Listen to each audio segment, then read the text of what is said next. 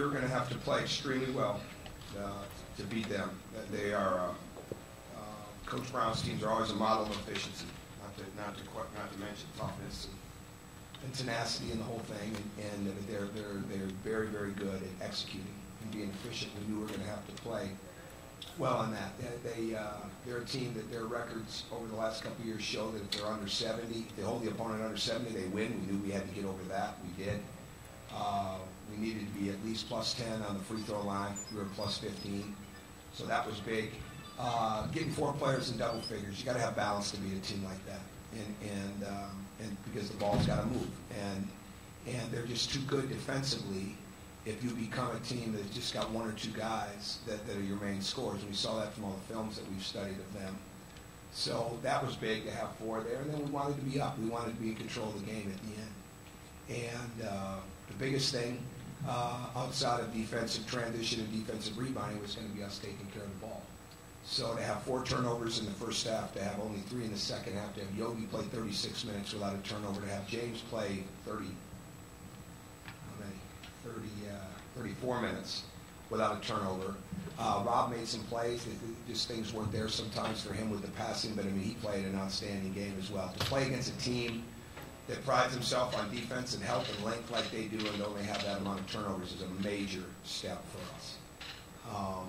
We knew that inside play and being able to keep them off the glass was going to be huge. I think it's a small victory. They only had 9 offensive rebounds, but it's not a victory for us that we gave up points on the inside. And we know we've got to get better there. We've got to continue to scheme and plan and whatever we can do. We had some guys fighting. I mean, Yogi's fighting a 6'8" guy most of the game, and that's why we need to mix defenses up. But all in all, very good win, very impressive win for our team against a very impressive team, because they are capable of many things, and they're 9 deep without question. They're going to win. They're going to win for a long time. So this win was very, very good for us, short term and long term, and now we want to build on it. There were 2, I thought, turning points in the game for us, in timely shooting and things of that were one thing, and timely rebounds. But I thought in the first half, when we weren't attacking the paint the way that we needed to, we actually had probably there were 19 jumpers we took in that first half where the ball didn't get in the paint, where it didn't come through the paint. It doesn't have to be scored in the paint, but we've got to get the ball through it, and we didn't do that. I thought Stan Robinson came in the first half and changed the dynamic of the game, with his attacking. And he didn't play a lot of minutes, but he changed the dynamic for us and got us a little more aggressive. And then in the second half, when we're down 4, this was the key to the game. We had 7 of the next 8 possessions. We got stops.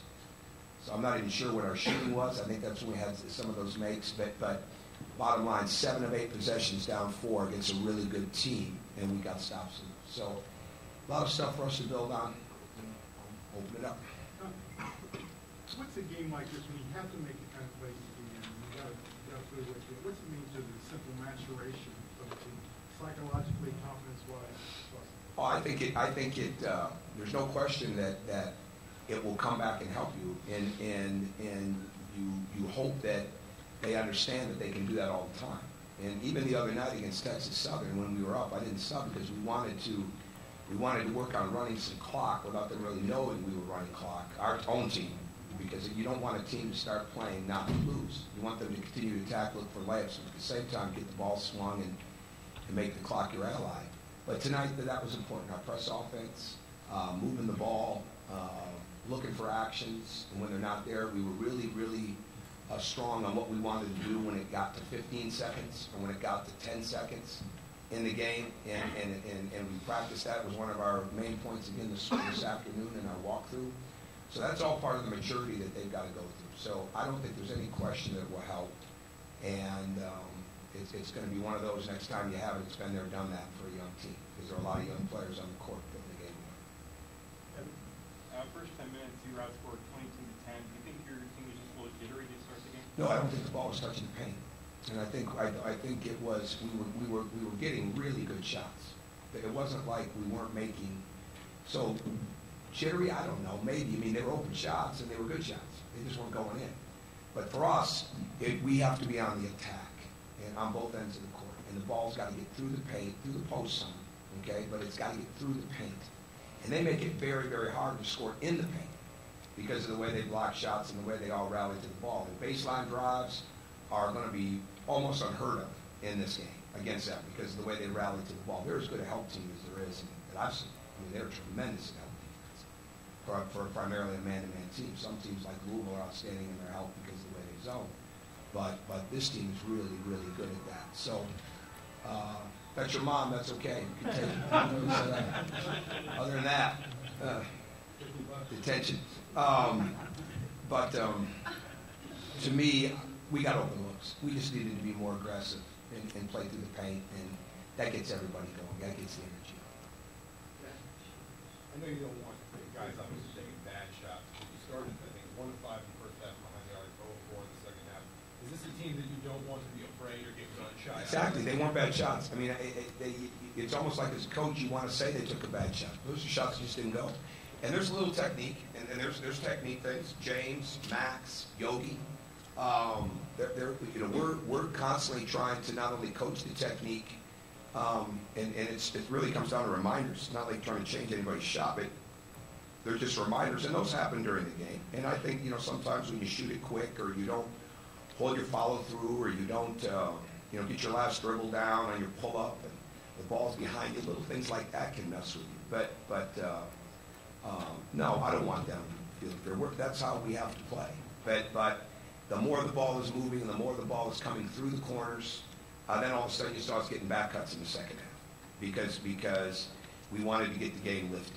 We didn't want to be in a game with them that they want you to come out and play them. And we'll get to the point where we're pressing and three-quarter pressing and things of that nature to bring fatigue to the game. But that's just like giving Nick Moore his way. You come up and chase him around and you let him use his speed and toughness and quickness, strength. I mean, that's not good. I mean, they're a big, long, athletic team, and Nick makes a lot of things happen. One of the keys for us was how we were going to defend Ben Moore, and he's a very good player. He did a very good job around the bucket. We wanted to limit his touches in the perimeter and the high post area. We had a lot of respect for their offensive execution, so we wanted to mix defenses. But to me, we've got to shoot the ball with great confidence because we've got confident players that when they take a shot. You guys had 12 threes last year. I think the most you ever made was 10. And I think 57% of field goal attempts you took were threes. Is that just of this matchup, or are you just going to be? No, I think that's the way it is. I've said this before. I mean, with our team 2 years ago, I think they averaged 7 threes. And last year we averaged 5. We made 2 more threes a game, and we've been harping on this, through the summer. We've made 2 more threes a game with last year's team. We won 6 more games, just like that. And a team like Michigan made 7 threes a game. I don't know how many we're going to make. We've never had. We've led the country. I've said this before, but we've led the country in the BCS over the last 3 years in league play and overall play and 3-point percentage. But we're nowhere near the attempt leaders. Okay, and that's okay as long as we're getting good threes. I don't care how many threes we take, as long as they're in rhythm, as long as they're not forced and challenged, and as long as that was the best shot we could get. But there's, like Nick took a couple of quick ones there, like Nick feels it. I mean, those things go down, the roof comes off, right? I mean, it's just, there's time and score to it, but at the same time, this is a rhythm team. And the more that ball's moving, there's a lot of guys who can get it done.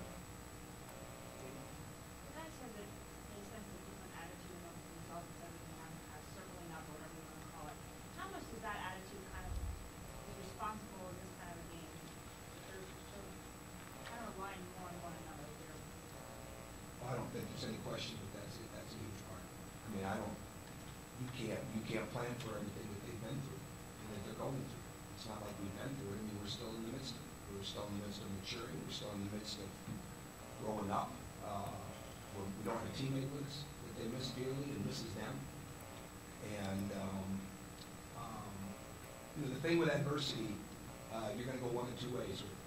Okay, it's either going to break you or it's going to bond you, and it's too early for us to have an answer to either one of those. That'd be foolish to say that. But for us to continue to move forward and for them to continue to bond, it's not just about being friends and buddies. It's about them being able to tell the truth to one another. It's 24/7 with one another, right? But at the same time, it's in the court. I saw it some tonight. Guys say, hey, hold your follow through, or one more pass. Not negativity, but like reminders to each other. When you get a team that bonds like that, that's going to be important. And we can grow. We're still young in so many areas, and we haven't even begun to put pressure defense in and things of that nature yet. And so, those things will go. We got a lot of places to get better at. We got a lot of games to play. But with what they've been through over the period of time, I'm proud of their work. I'm proud of how serious they are. I'm proud of they're trying to grow up. They're growing up. So that we just got to continue. Like I say to them every day, they've got to take it. They've got to take it day by day. I mean, it sounds kind of corny, but it's true. And that's really what they have to do is get the most out of the day. Assess where they're at the end of the day. Know what they got to do better tomorrow. Sounds corny, just as corny to them. But you know what? We're trying to live and move from there. I know some of the stuff to do with matchups, but are you in some ways better playing small? We have, in essence, almost 5 guard matchups. I think it'll be game by game.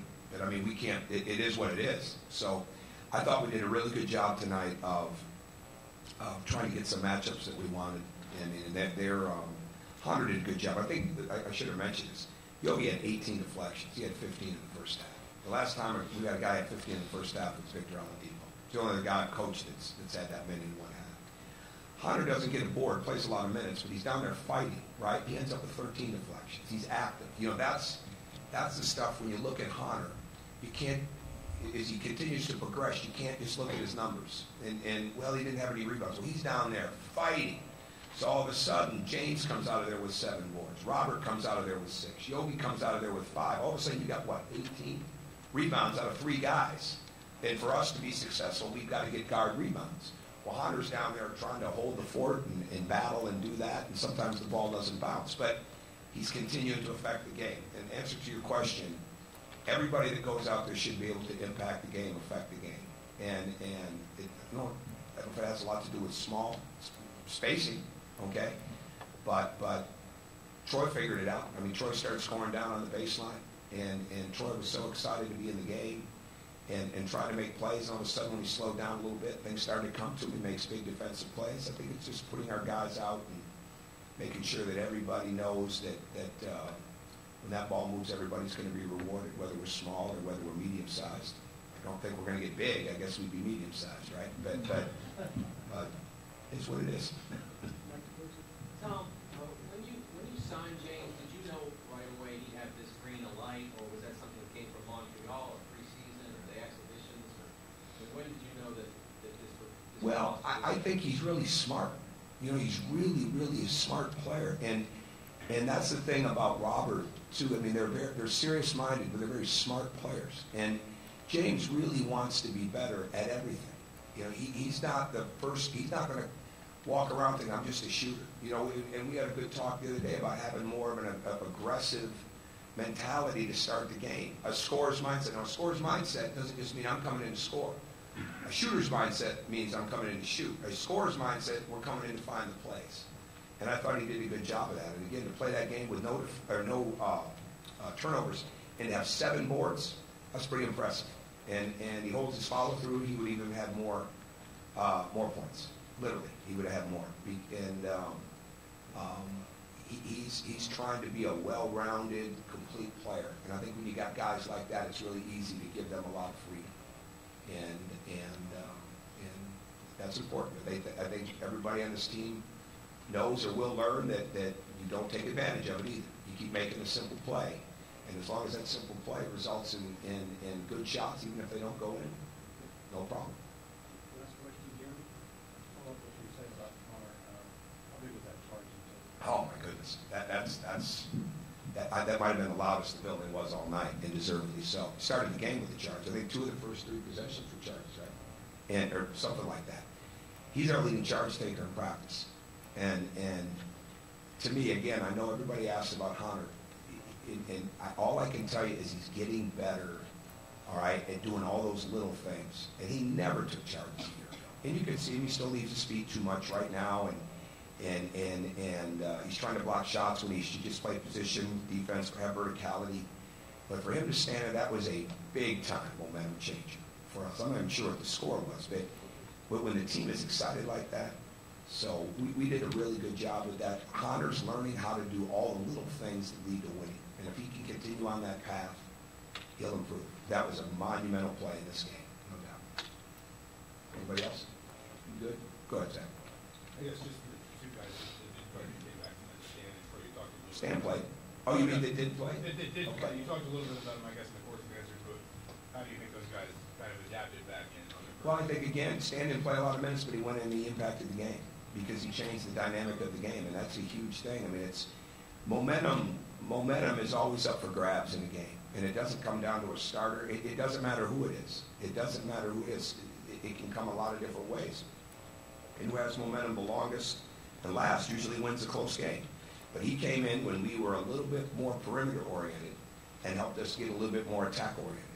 And when he got fouled early, that was big. And you remember, he had as many free throw attempts in league play last year as Noah Vonleh did. And Noah had some free throw attempts. So, I mean, Stan can get fouled.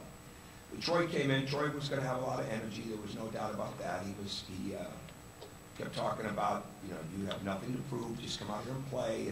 You have to fit in with what we're doing. Just adjust to it. Don't come out and try to get it all back at once. And once he settled in, he did a pretty good job. But he's got an edge to him when he plays. And felt bad for him. He's worked so hard on his ball handling and his footwork to have that carry. But he'll continue to get better with that. He's a hard matchup. And one of the turning points in the game for us is when we moved him to have to be defended by their 5 because they had to match down with us rather than us match up with them. I thought they did. I mean, he might have just wanted to something. But when you can move a guy around, those 2 guys really have a lot of versatility for us, and they just need to blend in to what we're doing, and they'll be fine. And Emmett, it just wasn't the night to go in. We went a little bit smaller, but he's worked hard, and confidence in playing him. He's obviously been through a lot, and he's handling it, and he's growing up, and he works hard every day, and there's a place for him on that court. All right, thank you.